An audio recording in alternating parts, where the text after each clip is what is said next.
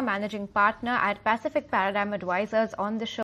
Punita, hi, good morning, and thanks so much for joining us. So much is happening globally, right? You have US versus China trade talks that are going on. Internally within the US, we've seen some softening in job reports. You have Musk versus Trump that's going on. Where do we really begin talking about all of this and give us a sense of, amid all of this that's happening, where does India stand right now?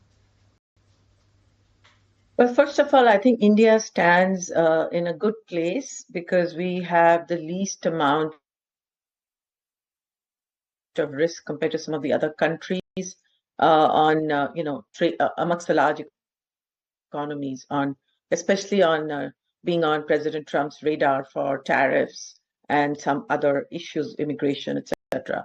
So I think, the data is mixed. There are positives and then there are negatives. So the positives we are beginning to see for India is that obviously rate cuts and plenty of liquidity has been injected by the RBI.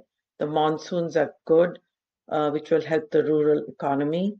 The trade talks are sort of not looking that harsh for India at the moment, or at least it's not on the radar as much as some other countries.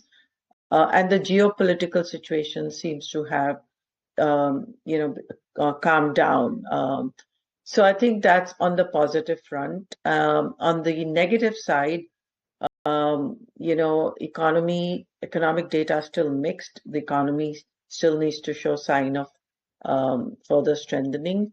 The RBI rate cuts now mean that, potentially, since the stance is now neutral, that there may not be any further cuts or further liquidity injections for the remainder of the year.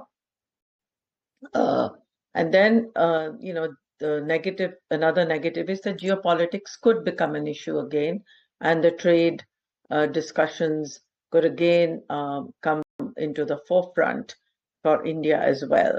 And the other negative is that valuations are now, after the markets have rallied, the valuations are not that great once again. So I think it's kind of a balance between the positives and negatives. And given that, I think the markets could be choppy, range bound, but we could have, some good months and maybe not so good months, depending on data and news flow. So I think the momentum is there right now. People are taking a relook at markets given the RBI cut. So for the moment, things seem to be fairly stable and macro conditions are benign. But one never knows, given the global situation, what could come next. Absolutely. So, Punita, let's address that big overhang, right? The taco trade, which is currently playing out, and all eyes are on London. What's going to happen between US and China? I mean, even though US says that they're willing to actually remove restriction on some of their tech exports in exchange for China easing their limits on rare earth minerals. But how do you think that's going to really pan out? Because it seems like both parties are willing to negotiate, but it's literally like who's going to bell the cat first. Well, it's in no one's interest to have an adverse outcome. So I'm hopeful that there'll be some negotiation that will be positive for both. Otherwise, the outcome could be negative.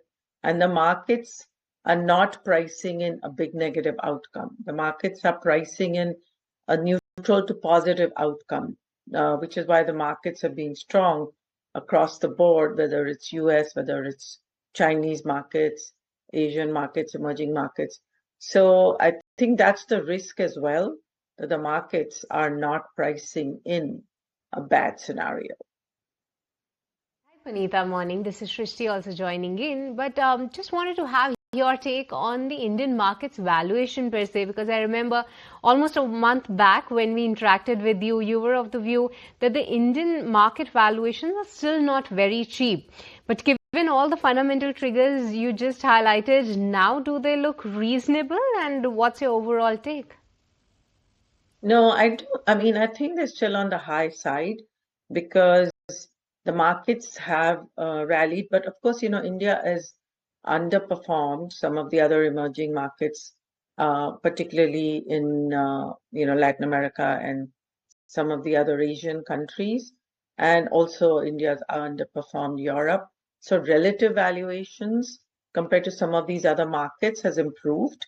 But if you look at versus its own history, Indian market valuations are not cheap. We are still trading over 20 times multiples.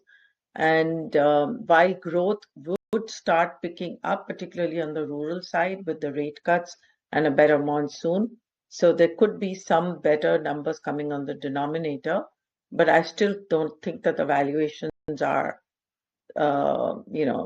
that attractive relative to its own history. They're not cheap. I mean, they're neutral to high. Would the call still be to create a domestic-focused portfolio, say the likes of defense, consumption, infra perhaps? Yeah, and I think financials as well, especially with the rural economy picking up. I think there are certain sectors of the financial sector that were focused more on the rural, unsecured segment, which have seen a lot of negative news and pressure historically over the last year. That sector could start looking better. So I would say some of the NBFCs could start looking better. And that's where I would still say there's more room, because the financial sector has started to perform, but over the last couple of years, it's been an underperformer. I would focus still a little bit more on quality and defensives, and I think FMCG could, with the better monsoon, could see some pickup as well. Defense, of course, every country is spending more on defense, and with what's happened geopolitically and the India-Pakistan situation, India clearly is going to invest more in the defense sector. And then capex by the government, I'm not sure how much. The GST collections have been good, etc., but I don't know how much more capex is going to come from the government. But I think private sector capex might pick up.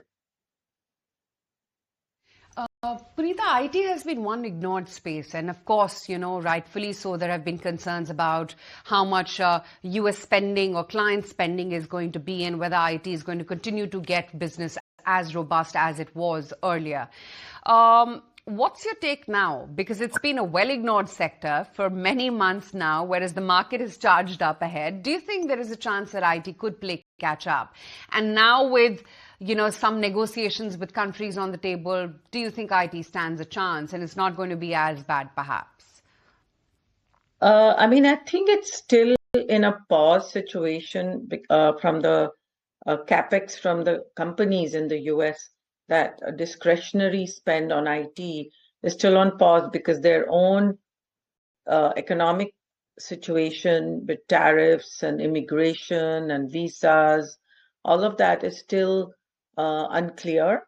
And therefore, it's not like they've, opened the tap on the spend side, which would be required for IT companies to start seeing bigger order books. That hasn't happened yet. And I think that still remains a little bit uncertain. But the valuations obviously are reflecting or pricing in this uncertainty. So the IT sector isn't expensive, but there isn't a real catalyst at the moment.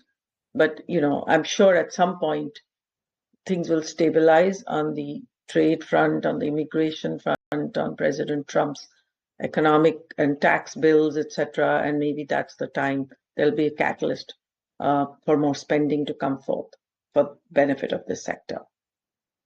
All right, Punita, the last time you suggested to have a portfolio which is more domestically focused, but now that since we have a clarity on where the trade talks are headed, other than that, especially some of the emerging markets are doing well.